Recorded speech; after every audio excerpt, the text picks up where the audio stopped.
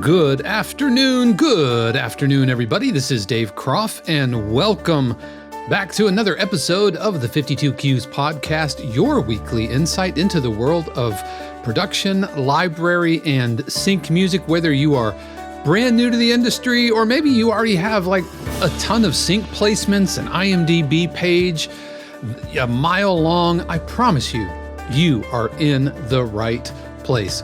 As always, a huge word of thanks to our family, friends, and neighbors, subscribers of 52 Qs who really do keep all of this happening. They pay their actual real-life money to keep things going. If you want to learn more about how you can support 52 Qs while also scoring a ton of extra bonus subscriber perks like live streams, workshops, Zoom feedback sessions, Q breakdowns, production music almanac, publisher spotlight, and the opportunity to submit to real music libraries, then be sure to head over to 52qs.com to find out all about it. It's free to join the community, and subscription services start at around $4 a month. It is so good to be with you for a very special, let me get the chat happening, a very special live podcast production. This is a live Q&A. We do these every now and then. And so we've already got some questions queued up. A big shout out to the folks hanging out with us in the chat. What is good, Jathan? What's good, Mad About Nothing? Pete, Dan, Martin, Zimzada, Dennis, Yuka. Thank you so much for joining me today. Why don't you give me a shout out if you are there in the if you are there in the chat? Give us a shout out. Let us know where you're from. Martin says, I'm afraid I'm becoming a 52 Qs-aholic. No, I already am one. Yes, Craig, what is happening? I know it's evening there in the UK. Dan is from the UK. I know that. And so it's so good to be with you for a live Q&A. You can ask me anything. You can ask me anything you want about the production music world, sync, licensing, library music, publishing, whatever. Bethany Matthews in the house. Well, hello there. In my mind, knowing that you're a Star Wars fan, I internalize that as Obi-Wan Kenobi in my mind. Rick is here. What's good? Seamus? Hectic is coming from Philadelphia. What is good? Really appreciate you. Yeah, drop us in the chat. Let us know where you're coming from all over the world, because 52 Qs truly is an international thing. Miss Juju Beats. Oh, it would not be a live stream without Miss Juju Beats hanging out with us. It is so good to have you with us today. I got to tell you, last week's episode on health challenges and colonoscopies and storms and conferences, I got to say, when we were done recording, I asked Shannon, I was like, you know what, was this a little too transparent, right? Was this too much information? Was it like, don't learn too much about folks that you enjoy watching on YouTube. And other than her feedback, which was maybe you talked about Burbank too much. Other than that, we've gotten so many great stories or great comments from people who enjoyed the podcast and thought that it was helpful and it helped them. So yeah, you know what? At the end of the day, we're just people.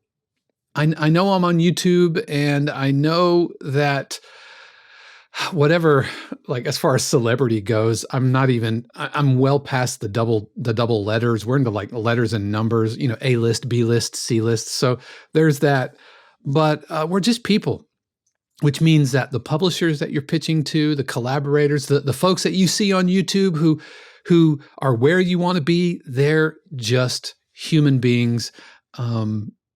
Most of us making it up as we go and trying our absolute best. So I hope that last week's episode helped with that. Let's see. Martin is calling from Vienna. Craig is a Brit living in Spain. Ms. Juju Beats is coming all the way from L.A. Man, I was in L.A. How did we not connect? Next year, when I'm in the PMC, Ms. Juju Beats, we need to grab a coffee. I would love to meet you. Dennis is a Norwegian living in the UK. Bethany is hanging out in the school pickup line in Pryor, Oklahoma. Music Chef, oh, it is so good to have you with us. Thank you so much for joining us. Really, really good to see you. Mad About Nothing, Chris is a mutt in America.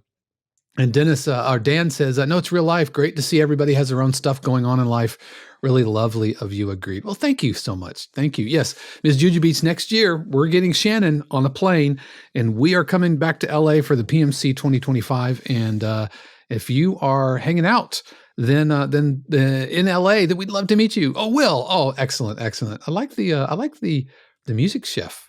Yuka is a Japanese expat living in Florida. Pete is British, now living in Wisconsin. That's excellent. Jonathan is asking, where in Vienna? Same there. Willie Will. Excellent. Well, if you have any questions, you can drop them there in the chat. And we're going to start first with a question from Jathan.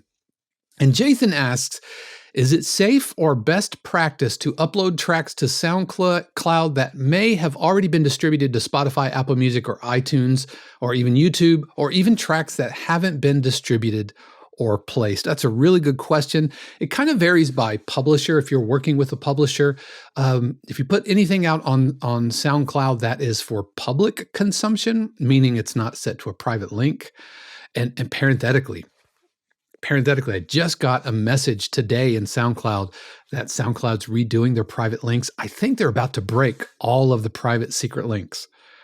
That's kind of a big deal. So I'm not excited about that. But anyway, if you have any public facing links of your music in any kind of social media, whether it's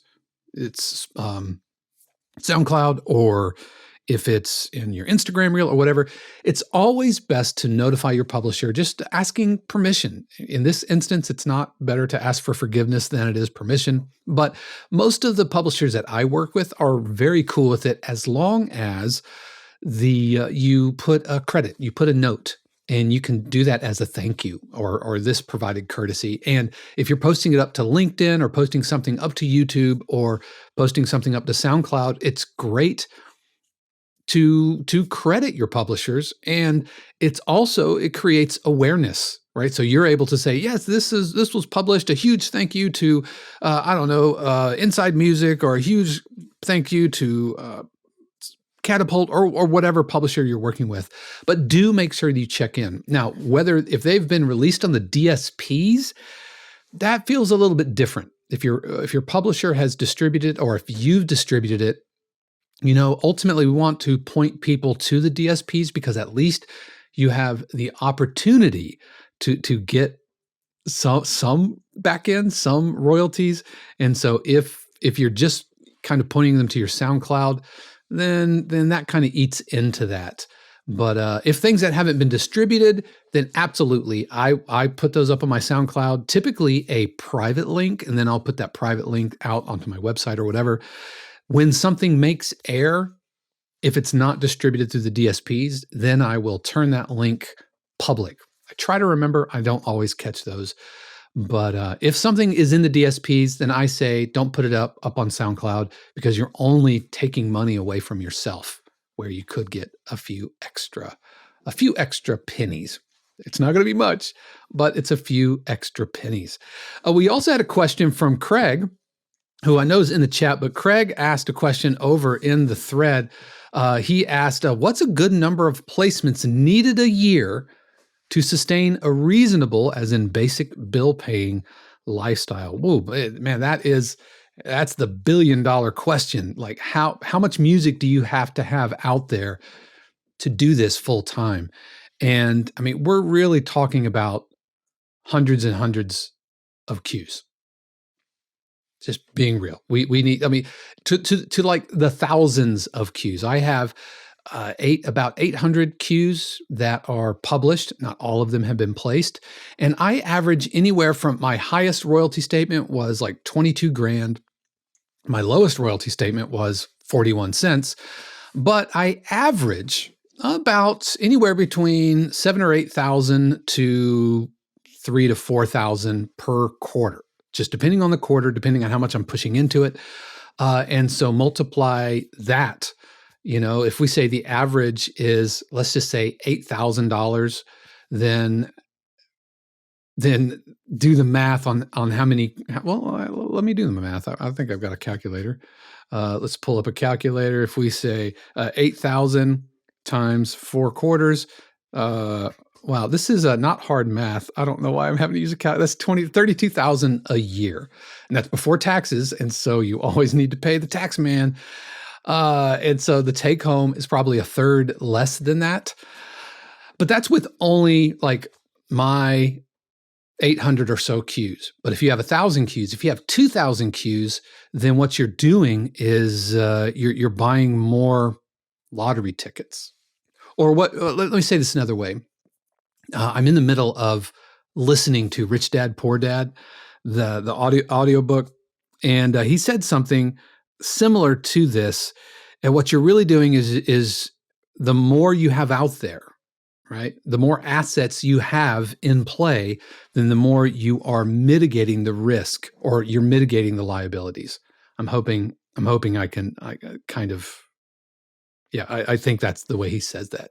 But because luck plays a part of it, in addition to being great and having good network, then the more cues you have in play, then the more opportunities are made for you.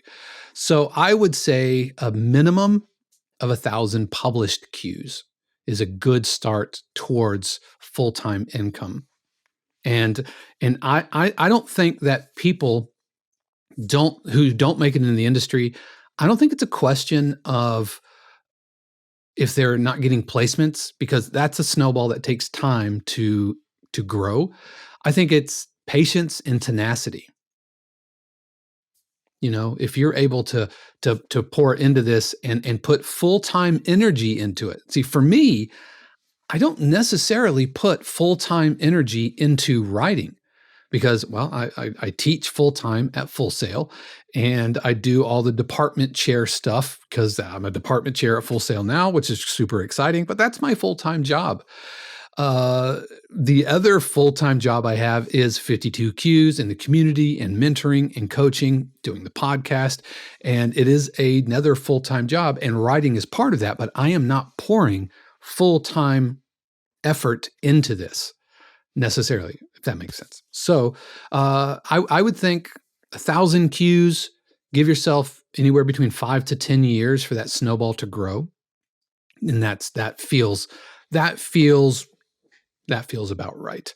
Let's see. Looking at some folks in the chat, Hectic asks, it says, here's a question. Roughly what timelines do you find unacceptable from a library and would cause you to move on from them, i.e.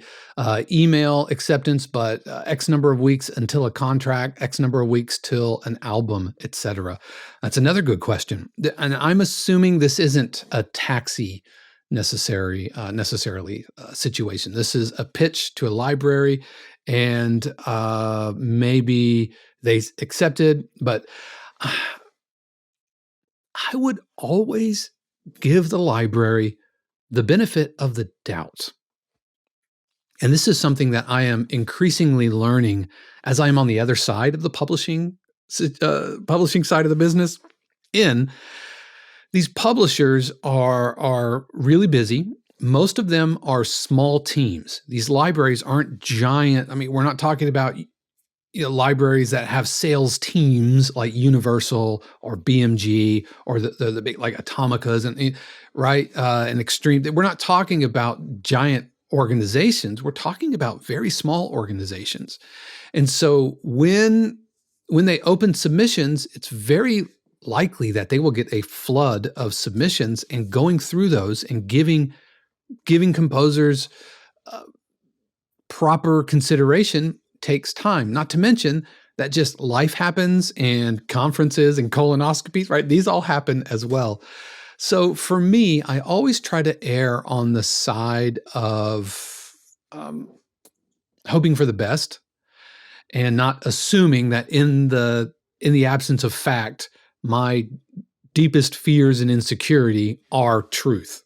9 times out of 10, it's not. Now, all that having been said, to your question, what's the timeline? If you've not heard back from them after like 2 or 3 weeks, I would send up a follow-up email, and I would just say, "Hey, just wanted to make sure that you got these or it didn't get caught in the spam filter." I would give them the link again, and that's after a couple of weeks. Then if you don't hear back and if you don't get a contract, then maybe follow up again, and don't ever get surly about it, even though internally you might be super prickly and angry and frustrated. But just have patience. You don't want to burn a bridge, especially one that you might be trying to cross and you're midstream. But just hope for the best. If after, oh man, I would say after like 3 or 4 months, they've totally ghosted you, then I think it'd be safe to move on from there. But that's with some follow-up, and that's assuming that you don't have a relationship with that library. If you have a relationship with the library already, then it could just be that they got deep into the weeds on another project and they don't have the bandwidth to kind of put hands on everything. So, if it's a brand new library, I would use a little bit of a shorter leash than somebody that you know and work with. Hey, Jathan. We answered your question. I hope you were able to see it. If not, you can back up the archive and check that out. Jonathan says, I'm 1180. Let's have 52 Q's coffee in Vine. Yes, excellent. Yeah, some folks, some Austrians connecting. That is so good to hear, man. That is so good to hear. David, welcome from Fort Worth, Texas. Excellent. What's the weather like in Texas right now?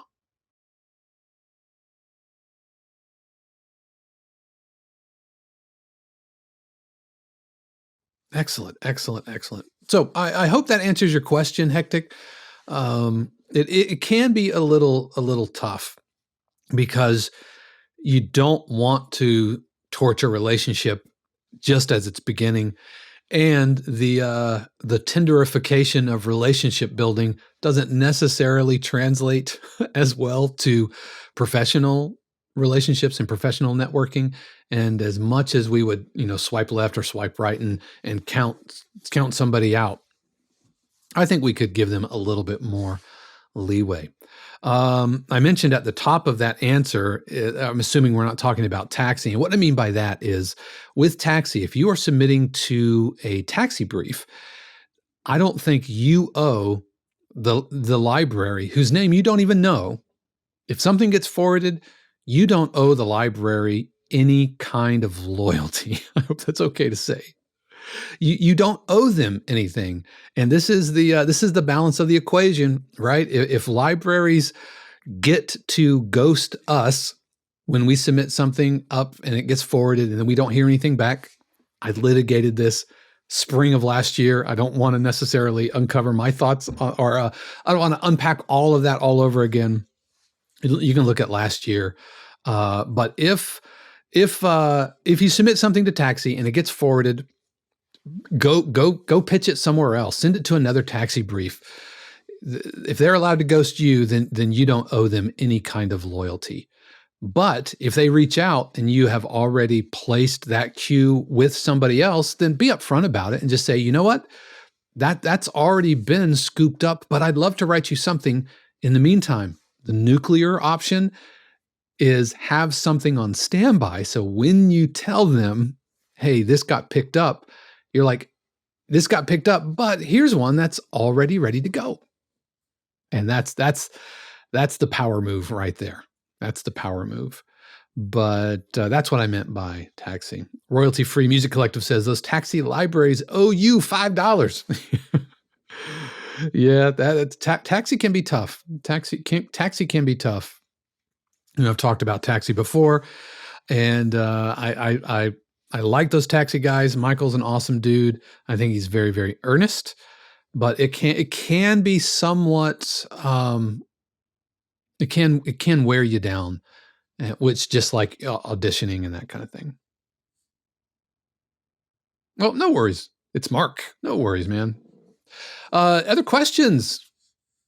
Other questions? I think that might be all the questions that I have so far. So far, kind of quiet on the question side of things. Let me refresh the page and see what we got.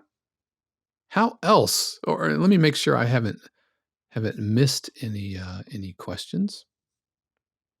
Dan asks, best way to approach the bigger players. I now have a lot of tracks out now and feeling like I'm ready to make contact to approach the bigger players with the best styles. Now, when you say players, do you mean libraries or do you mean performers? And while Dan responds to that, Rick asks, when did I start wearing white frames? You can actually look back at my YouTube history and see the story on the white frames. When I updated my glasses a few years ago, I think it was 2021, I think. And I get these are from Zenni Optical. They're not really that expensive at all. And I got, they were on like buy one, get one free. And so I ordered a black pair, I ordered a clear pair, I ordered a blue pair, and I ordered a white pair. And in my mind, I was just going to change glasses to match whatever shirt I was wearing. So if I was wearing a blue shirt, I'd have my blue glasses. If I had a black shirt, I'd wear my black glasses. If I had a shirt that had a big white color splash, then I would wear the white glasses. My clear glasses were just whenever. And so they were fine. And I would wear the different glasses. Every now and then somebody would say, oh, those blue glasses, whatever.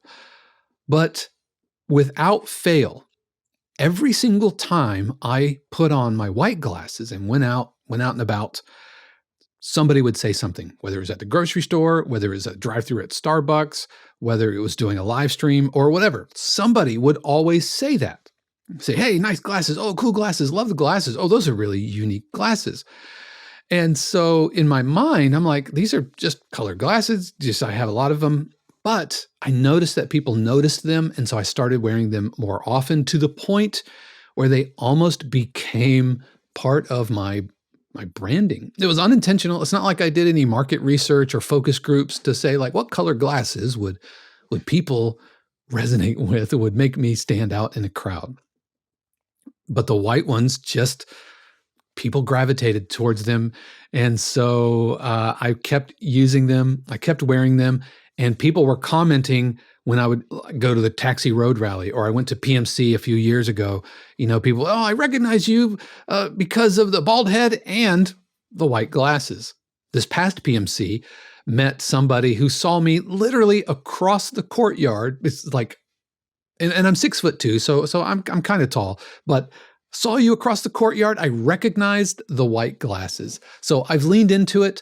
I have gotten a little bit of salty comments in Instagram or on the YouTube comments, people thinking these are fake. They are not fake. I don't know if I could see that, folks. See the bent, see the bending of the lens. That's a real prescription. In fact, I could tell you this. I've already told you about my colonoscopy. These are progressive lenses. Yes, Dave wears effing bifocals. So yeah, they're not fake, but I really like them. And now I have multiple pairs of the white ones, and people just seem to kind of like them. Okay. So Dan's follow-up, approaching the big guns as far as libraries. Good question. When I think it's if you have a lot of tracks and you feel really good about your output, about your ability to create sustainably, and especially if you have some proven placements, then I think that would be a good time to approach the majors, the big players, the Extremes, the Five Alarms, the BMGs, the Warner Chappells, the Universal. But just know that they get a fire hose of submissions. And when you submit something to Extreme, for example, know that your music has to stand up to other music in their catalog. which includes like Snoop Dogg, which includes John Powell, John Debney, right? Legit triple A music creators. They have production music in extreme music. So just know that those are the waters you are swimming in. And so your music, the quality has to stand out. If you have placements, then obviously in your letter, then I think that is in your cover letter or whatever. That's a great thing to talk about. These are my plays, not in a braggy kind of way, but what you're looking to do is prove that you are ready to level up your professional engagement. And so you are looking for that kind of going into the big leagues.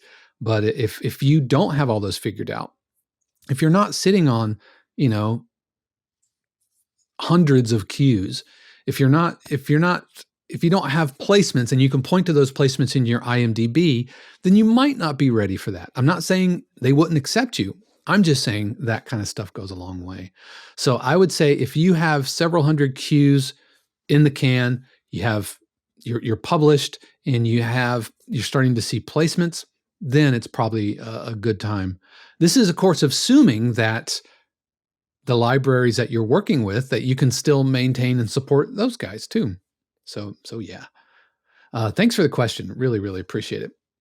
Will ask, I'm wondering, in your opinion, are synths as texture becoming a standard part of modern cue writing? In other words, is it just part of a polished sound?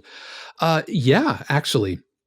I think that synths are as synonymous with production music as the orchestra is synonymous with film music, especially if you're in the tension milieu, if you are working in trailer music, if you are doing anything that pushes towards hip hop or pop, modern sounds, modern production, synths are going to be a part of that. And even if it's orchestral, you can still use synths to sweeten up mixes, to add bottom end. And so getting real heavy tools like Omnisphere or Zebra, or heck, even like Serum, Phase Plant, Pigments, these are big boy synths that you can do a lot. But know that the presets are, like the stock presets, are pretty normalized. I would imagine that music supervisors or publishers might be super familiar with them, especially arpeggiators and like melodic patterns and those types of things, which are baked into some of these stock patches. They'd probably hear those.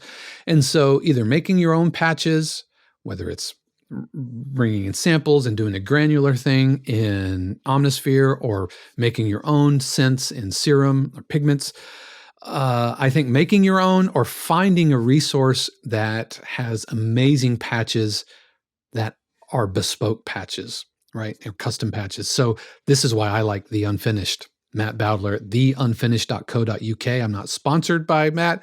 I don't think Matt's ever given me any patches or anything. I pay for them just like you do.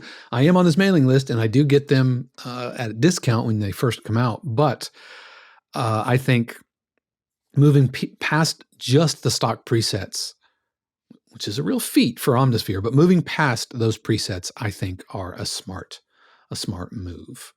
All right.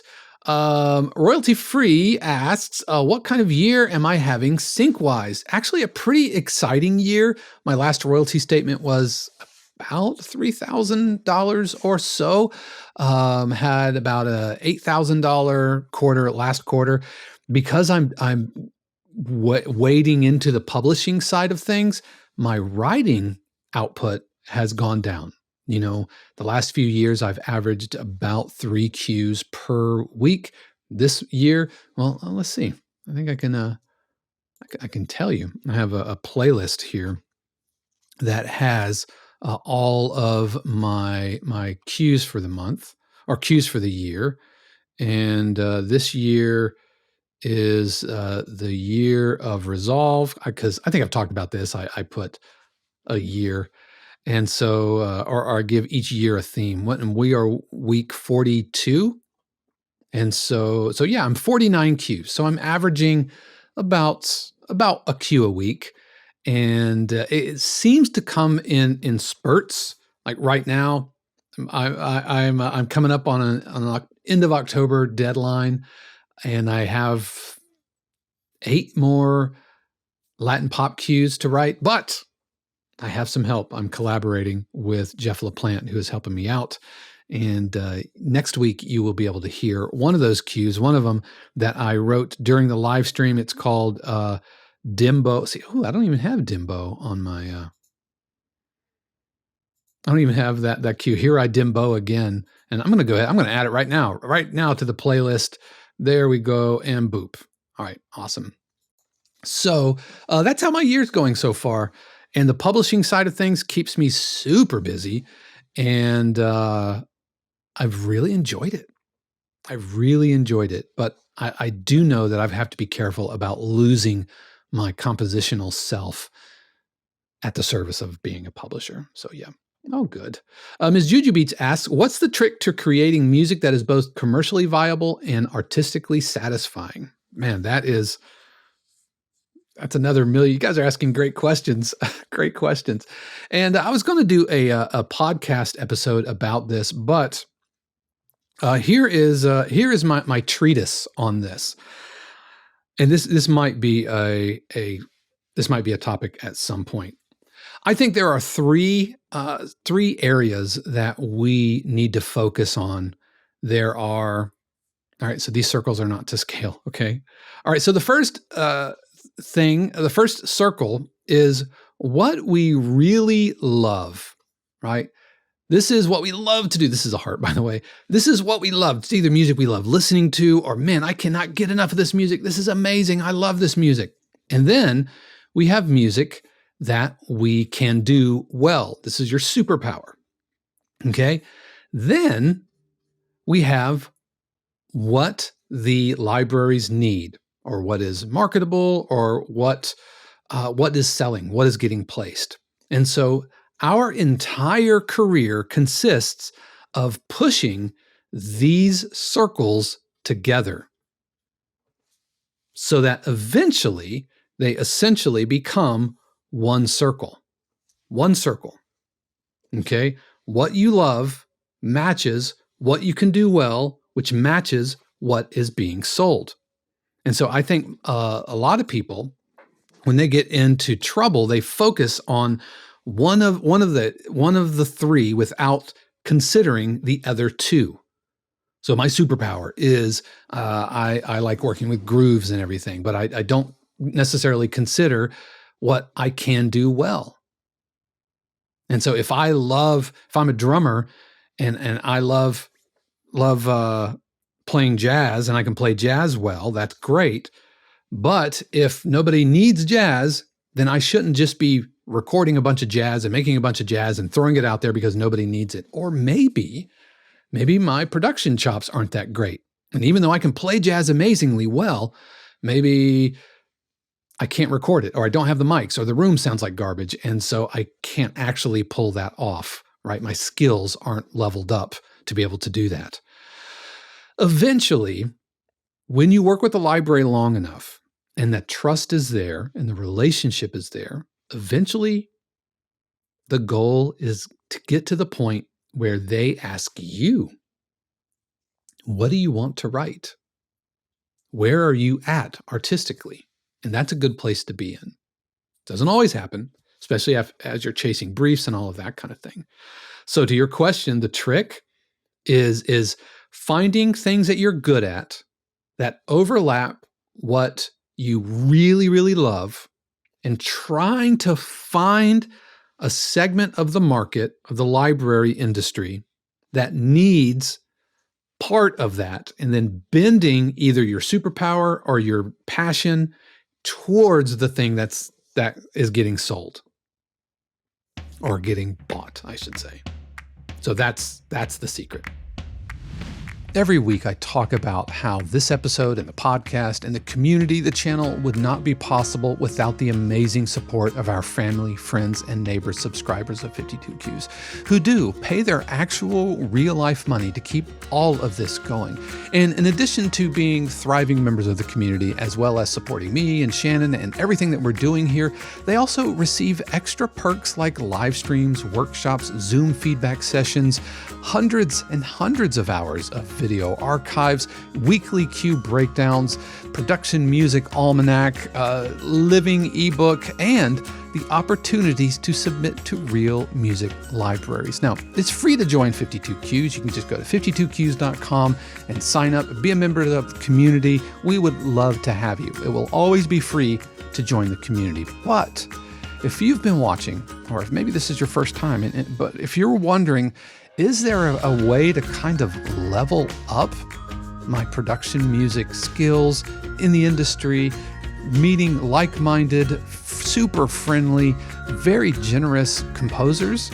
Then why don't you think about subscribing? Memberships start at around $4 a month, and we would love to have you. Again, that's 52qs.com. All right. Jathan says, I just updated my frames to some that are similar. Thanks for the inspiration, Jathan. Oh man, I'm gonna miss your black circle glasses, but send a picture, brother. I'd like to see that. Dan says those glasses are great too. Appreciate that. Thank you so much. Again, it's funny hearing people, I don't know, internet strangers. Anytime I see somebody like trolling or throwing shade in a comment section in YouTube, I genuinely ask myself, what do you hope to accomplish? What are you, what do you want to have happen from you being a jerk? Like what's the end game here? Maybe they haven't thought that through. All right. Dennis says, question, what's your take on changing the tempo in a cue like accelerandos or having different tempos in an A and a B section? Does it vary from genre to genre? Is it something editors would frown upon? I think it largely depends on the style of cue that you are writing. If you are writing an emotional piano cue, if you don't have tempo changes, it's going to sound too mechanical. Likewise, if you are writing something like a trap cue, then having tempo changes could be kind of weird. Rock cues the same way. You don't really want a bunch of tempo changes.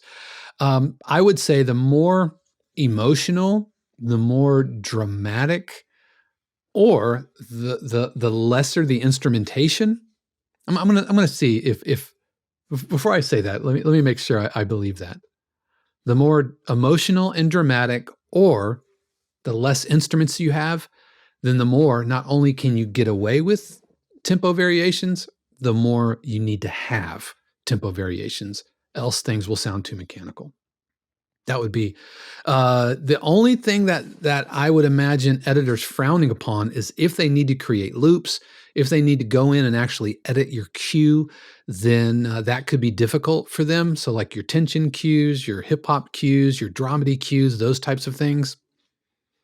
You know, even though dramedy breaks all the rules, breaks all the harmony rules, breaks all the form and structure, but even still, I only use tempo fluctuations at like phrase points or at emotional points, you know, rallentando 3, 4, and then going forward from there. But yeah, Rick says your voice even sounds different without them. It's like Samson's hair. Yeah, there's a video I think that you linked to from me back in my previous days before I had a beard guy and I looked like a moonshiner in the mountains of West Virginia. My beard was wild and crazy. And I listened back because you sent that link, and I listened back, and it's much more of a radio presentation and was much more like my old Drummer Talk days. And Drummer Talk is a podcast that I did for a long time. And if you've not checked it out, it's at drummertalk.com. And I think it's still available. Let's see. Looks like the website has finally borked, but let me see if I can't find it on Apple Podcasts.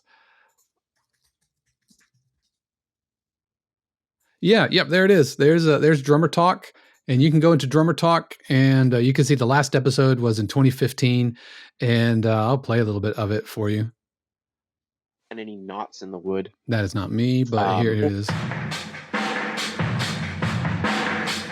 Drummer Talk is made possible through the generous support of listeners just like you. If you'd like to help keep drum, and I think you could tell by the trailers. All right, so this they didn't know what kind of movie that they were marketing, and Clooney was great in it. And so the video from way back when, I still had like that Drummer Talk cadence. You know, I was like, hey, it's like drive time radio. That was more the vibe. And so let me see if I can't pull up the video so that I could show it to you. I think that would be funny. So you can see what I'm talking about. Yeah, here it is. This production music. We have long walk through here. A tension cue, specifically kind of an ominous, dark tension cue with a little bit of kind of light tension element to it.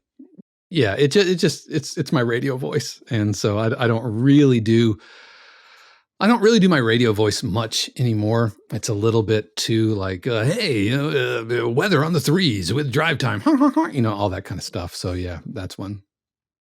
All right. All right, let's see some other question. Chris says, I love the new name for bifocals. Makes it okay. No, the progressives, I mean, they're called progressives because there's actually no line, right? It's just, it progressively moves up. And I know I look pretty weird without my glasses, but yeah, so those are progressives. Hey, Reed, good to see you. Good to see you. Let's see. I'm scrolling back up to make sure. David says, collaborate with someone who is good with synths or sound design like me. Oh yeah, absolutely. If you're feeling wobbly Bambi legs because synths might be a little intimidating, then go collaborate. And I can spill the tea a little bit here. Spill the tea, spill the beans.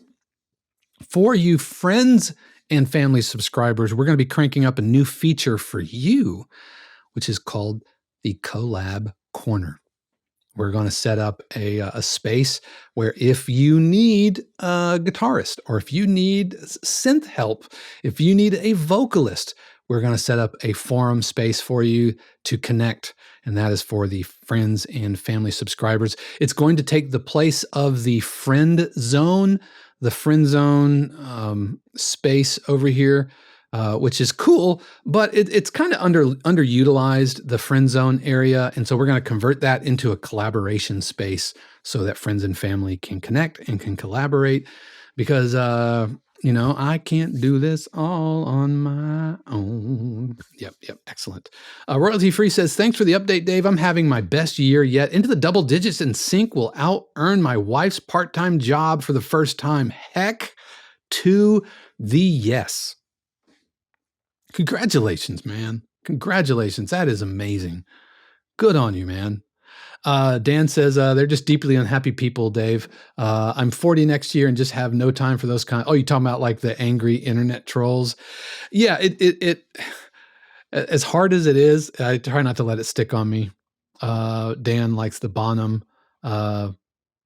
Headley Grange, yes. Martin asks, if you had the opportunity to choose which musician you could compose with, who would it be, one living and one deceased? Oh, that's a good question. Who I could compose with. Now, is this like somebody that I want to learn from or somebody that I want to collaborate with? Because my Mount Rushmore of composers that I would want to learn from would be like Thomas Newman, Alan Silvestri. These are my heroes. As far as folks who have passed, I'd Gustav Holst, Beethoven. I always resonated with Beethoven. It's kind of like growing up, how kid logic is. You're either a Mozart fan or you're a Beethoven fan, kind of like you're either a Led Zeppelin fan or a Rush fan. And so little middle school Dave couldn't understand how you could like more than one thing at a time and hold those equally in your heart. So, but I liked Beethoven. I always resonated with Beethoven because I really saw him as a working man, right? I liked and appreciated and respected his work ethic, his work process, the fact that it didn't just seem to effortlessly flow out. He wasn't, writing concertos when he was in grade school or whatever. He worked really, really hard. And if Beethoven was alive today, he would absolutely be a film composer. 100%. Yep, he would be a film composer. Bach? I think Bach would be a production music composer. I think Bach would be a trailer composer. You want to talk about a composer who lived and died by the patron. He was a working stiff, man. Bach was a blue collar creative in the Baroque era. So I always resonated with Beethoven. Now, as far as who I would want to collaborate with, I have been on such a Corey Wong kick lately.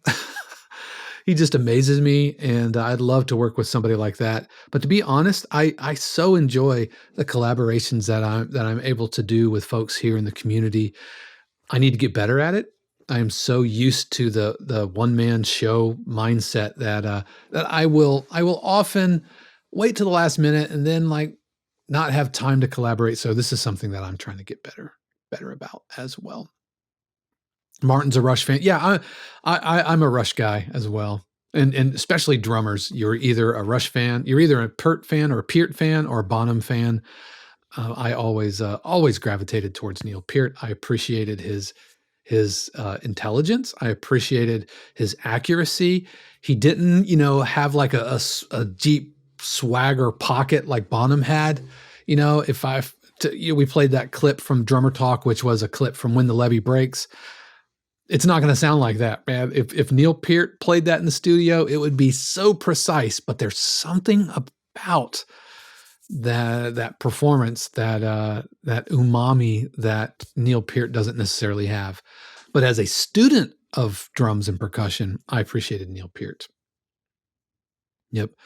Rick says Mendelssohn would have been a production music composer. Yeah. All those working blue collar creatives from the Baroque, classical, and Romantic era, they probably would have been production music composers. Yep. Hectic asks, any East Coast or New York City events for instrumental production music composers that you recommend, like the PMA? That's a really good question. I feel like a few months ago, especially before PMC, there was a New York thing. I feel like there was a New York meetup. I know there's one in Austin. This is something that the Production Music Association is looking to do more of, these kind of localized meetups. My recommendation for you, and I need to take my own advice, instead of waiting for the Production Music Association to kind of knight you, or me, because I've talked to Morgan about it, and in my mind, I'm waiting for her to say, you are officially knighted as the Central Florida chapter of the Production Music Association, even though they don't really have chapters like the way that the Percussive Arts Society has and all those kind of things. But instead, just start one. In fact, if you're a member of the community, then go over to the community, and if you want to do a meetup, let me know. We'll put an event in the Composer Cafe and say, hey, meet up for anybody in New York or anybody, in the Northeast. We're going to meet at this restaurant at this time. Whoever can come on down. I want that to happen. Kind of like what Rolf did for folks over in Germany. Anybody who wanted to come to Germany and meet up, and he welcomed them to their house and everything. Now might want to be careful with that. Make sure before you say, come on down to my house. But if you're listening to this, if you're a member of the 52 Qs community, I promise you, there are people around you, or at least within driving distance, who would love to connect.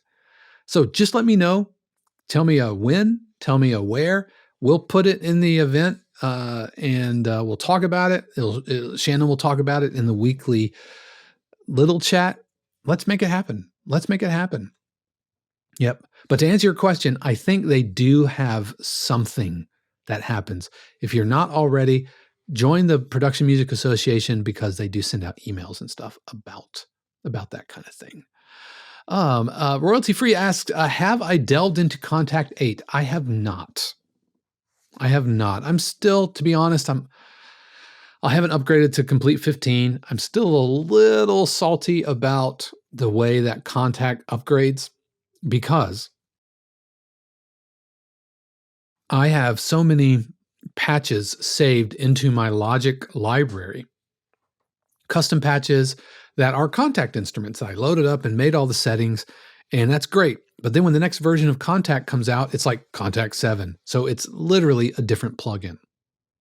I have like Kontakt 5, 6, and 7 in my DAW, which means that when I pull up an old patch that was used in Kontakt 5, then it's pointing to Kontakt 5, which is fine until Native Instruments like depreciates that or sunsets it to where it's no longer supported, and now I can't install it, and it gets all weird and hairy. I know that is such a me problem, but it's annoying. And I was filled with hope when they renamed Kontakt 6 to Kontakt, because then I thought, maybe they're going to do away with this number scheme and just have Kontakt, just like they have Massive. If they update Massive, they don't change Massive number. They don't change that. And if I want to have multiple versions, then let me manage that. Let me save like a version of Kontakt as Kontakt 5, but don't keep adding new plugins that now break my presets. So because of that, I'm pretty slow to update. I imagine I'll be getting Kontakt within the next 3 to 6 months or so. I know that for folks at Full Sail students in Project and Portfolio 3, I guess I know we have some Full Sail folks here in the chat. You can quote me on that, or you can fact check me. Even though I was told there's no fact checking. You can fact check me. I think it's Project and Portfolio 3. You students get complete. And so right now they're getting complete 15. And so we are working through making sure that all the instructors have complete 15. And if that happens, then I'll get Kontakt 8. But I'm not necessarily going out and getting. I'm not going to buy it on its own. Does anybody in the chat, do you have any experience? What are your thoughts on Kontakt 8? Because I knew I wasn't getting it, I haven't even looked into it much. Pete says, question, hey Dave, could you give some advice on the best approach for submitting music for sports placements? Do you mean submission advice or composition advice? No, I'll let Pete answer that. I know we're a couple of seconds behind real time. By the way, this is a mug that I got in LA. This is Universal Studios, which was right by the hotel. And so every time I go to a city, I'll visit the Starbucks and get the mug there. I know it's really cheesy, corporate-y, but I like it. I have one for my last trip that is like, I almost said San Diego Chargers, Los Angeles Chargers colors, but it got chipped. And at first I was really sad about it. I'm like, oh man, I chipped my mug. But then I thought, here's a mug that came all the way from Los Angeles. Who knows where it was made, Taiwan or China or Singapore, or definitely wasn't made in LA, which is fine. I'm not hating on that. But here's a mug that came all the way from the West Coast, and now it lives in a cupboard in Florida, and it got chipped. And that's a drag, but it's also a part of that mug's story, and I'm okay with that. It got chipped. And the reason it got chipped is because it got used. The reason my Bob Ross Funko that stays on my desk to remind me to keep painting, he gets dusty because I took him out of the box. It's just part of the story, part of Bob's story. It's part of that mug's story. And maybe I'll do that Japanese technique where you can repair pottery by like laying in gold, and maybe I'll do that. But anyway, Pete says both as far as advice on approach for submitting music for sports placements. As far as writing sports placements, know what type of not necessarily what type of sport, but what type of usage you're going for. If you're going for highlights, if you're going for highlights, then it's usually high energy, and the energy level doesn't dip down really low and doesn't peak really, really high. It's very, very consistent, which is challenging because you still have to have the idea of musical development. It still has to go somewhere. It can't be super repetitive, and it can't just be a loop copied ad nauseum for 2 minutes. So you have to build and break down, but it can't be super high and super low. If you're doing like reteases and those types of things and bumpers, especially like pop bumpers, then don't bore us, get to the chorus, don't have a protracted intro, don't have this long kind of meandering breakdown or anything like that. Most sports placements, especially live sports placements, they are put on a pad, like something that looks not dissimilar to something like this. So the music supervisor will give a list of approved cues to the one of the audio techs, and they will say, okay, so this is highlight number 1, this is highlight 2, this is highlight 3, highlight 4, this is bumper 1, bumper 2, bumper 3, bumper 4, this is a graphics 1, graphics 2, graphics 3, graphics 4, or whatever. And so they will fire it. They'll punch it, they'll hit the little rubber pad and fire it. The director is like saying, okay, ready, highlight 1, audio, highlight 1, audio, go. Then they hit it. And it's needle drop most of the time.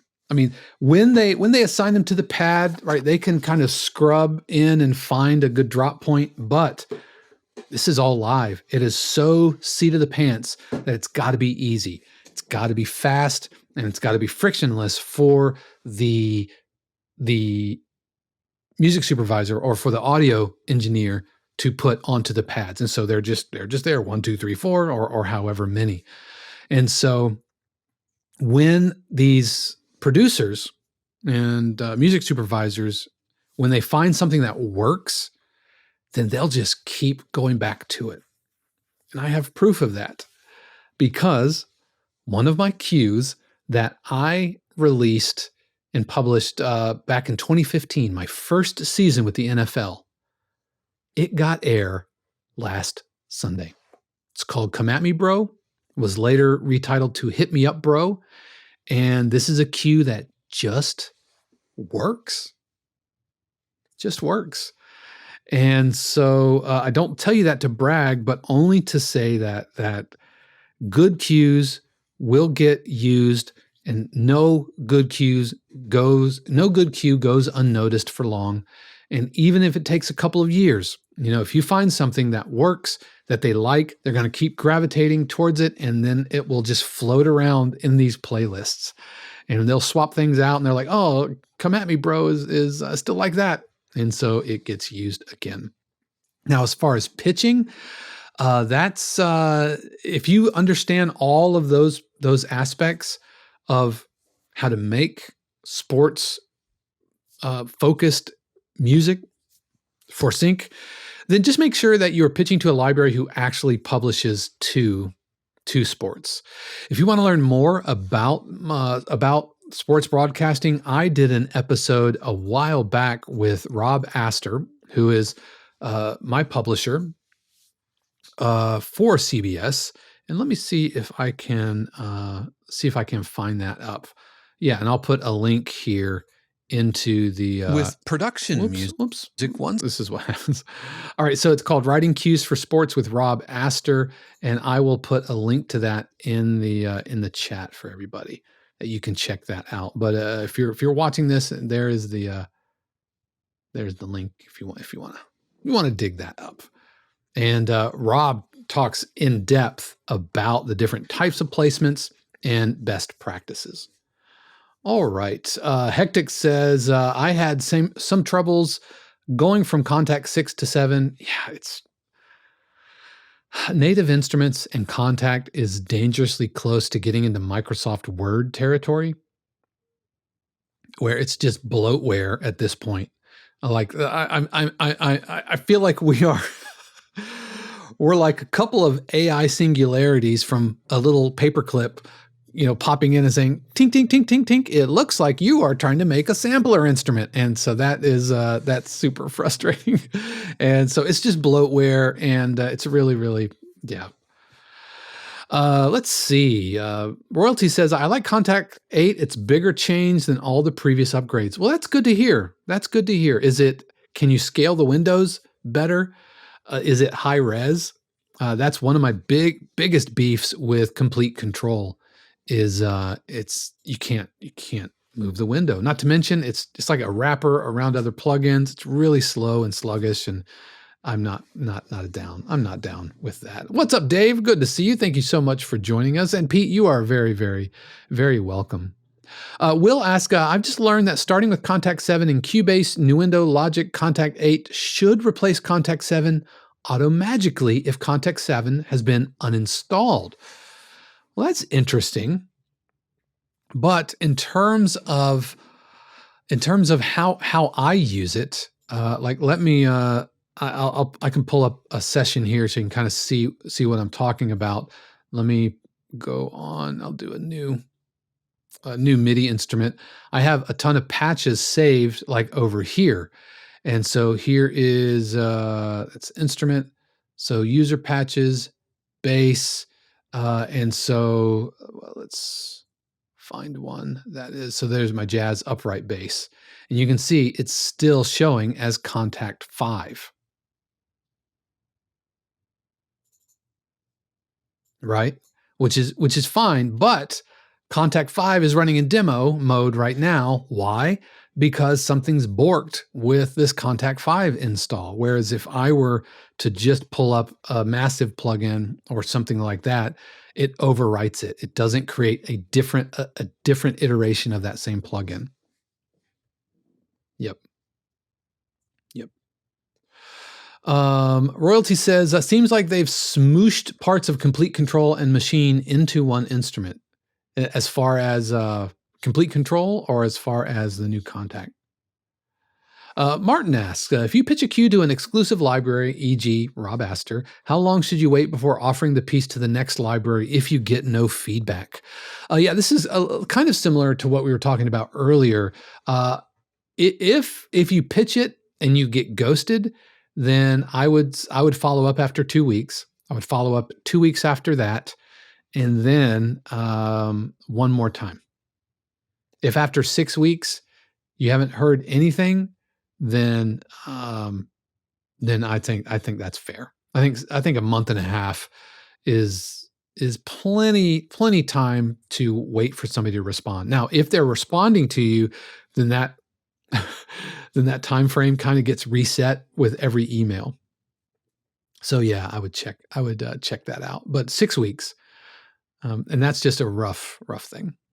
David asks, is this Q&A going on Apple Podcasts? Yes, it sure is. It will be released tomorrow, which is part of the reason that I'm doing this on Wednesday. Moving forward, the live streams, whether they're the Q reviews or the Q&As, we're going to move those either to Tuesday or Wednesday of the week so that Thursday morning, because the way it was working, it was like Thursday evening, and then it wouldn't go up till Friday, and it just kind of messes everything up. So we're going to do them earlier in the week so that the podcast folks who listen via audio will get it in the normal time. All right, Jonathan asks, in the middle of a couple of albums, won't upgrade to Kontakt 8. If it's not broke, don't try and fix it, especially in the middle of a job. Man, ain't that the truth? That is so important. That's true of updating your OS. That's true of updating your DAW. And yeah, in fact, I don't upgrade my OS or my DAW unless one or the other requires it. And I have to have whatever feature it's touting. Yep. So I only will upgrade Logic if there's a new feature that I have to have.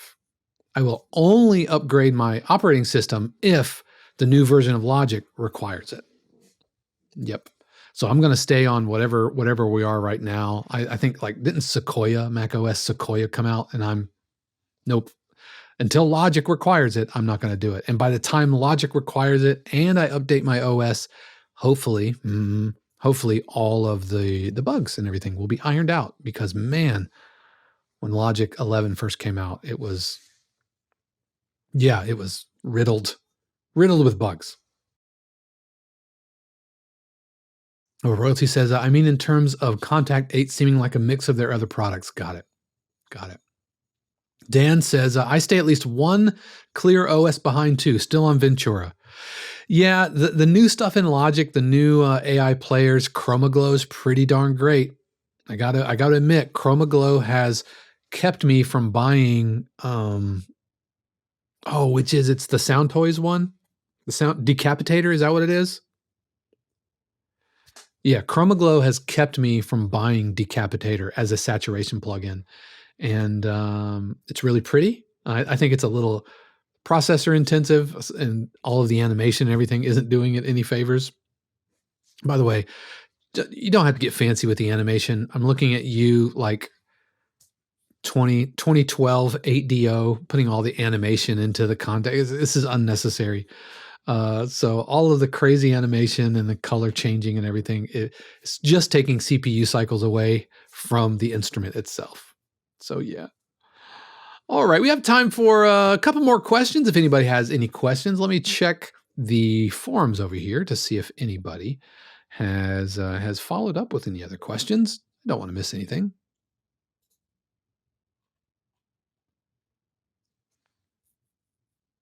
All right, Mark did respond to Craig over there. It says everyone's different as libraries work with different clients. Oh, I should give you context, audio folks. This was in response to Craig's question of the number of placements a year needed to sustain a reasonable lifestyle. Mark Morganshaw says everyone's different as libraries work with different clients, channels, etc. But across 8 years of data and over 1,000 placements, mine averages out to about $26 per placement. So you could probably extrapolate from that based on what you need to live on where you are. I would need way more to live on than I currently get currently, but Sync overtook my wife's part-time wage this year. Yeah, I'm kind of in a similar situation when Shannon was looking to step back from teaching full-time at Full Sail, because she was teaching music theory and then music history over there at Full Sail.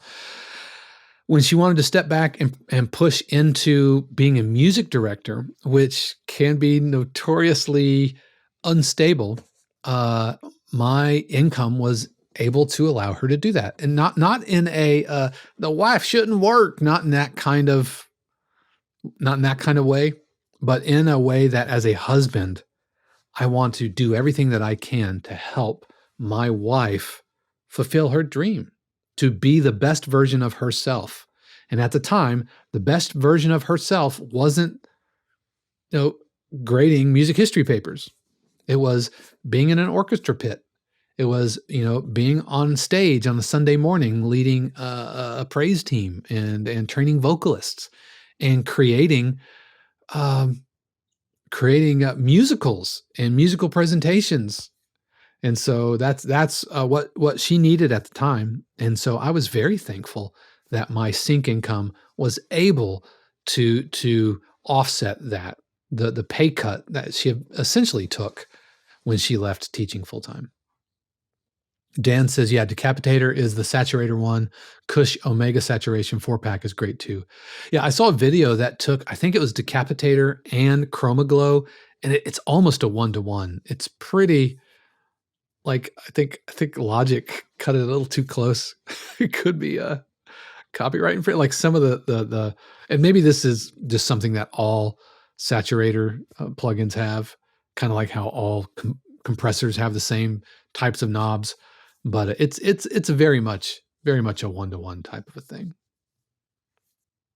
All right, time for one more. Any other questions? Otherwise, we will call it a day there. Any other questions?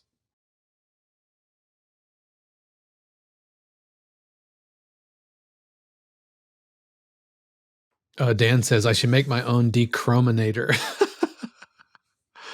Well, Will, thank you so much. Really, really appreciate you. And thank you. Whether you're a member of 52Qs or not, just know that I love and appreciate you. But if you are interested in joining us, then head over to 52qs.com. Like I said, it is free to join. And if you want to score all those extra perks like live streams, workshops, this upcoming collab corner that we're going to be launching for the friends and family subscribers, subscriptions start at around $4 a month. I have a live stream coming up Friday morning for the family, friends, and neighbors. And I'm going to be wrapping up a Latin pop Q next week. Ooh, what are we talking about next week? I should have had this already queued up. We're going to be talking about, we've got an interview with an amazing member of the community named Dale Greisa, who is an amazing B3 player and lives in Detroit. And so you want to check out my interview with him. But that's going to do it for me. Again, thank you so much. Thank you to the friends, family, and neighbors. I say it every single week, but just know that none of this would be possible without you. And we are approaching 5,000 subscribers here on YouTube. And so if you haven't subscribed yet, why not? It's free, and it really will help folks find us. But that's going to do it for me. Thanks again for joining me. Thanks for everybody for hanging out with me here in the chat. And I hope you have an amazing week coming up. And you know what? I know you're going to have an amazing week. How do I know that? Because I trust and believe that the universe has amazing plans just for you. Until next time, everybody, be well and peace. The 52 Qs podcast is copyright 2024 818 Studios, all rights reserved. The music played on the podcast is copyright of their respective owners and is used with permission and for educational purposes only. For more information, including joining the community or becoming a member subscriber of 52 Qs, head over to 52qs.com.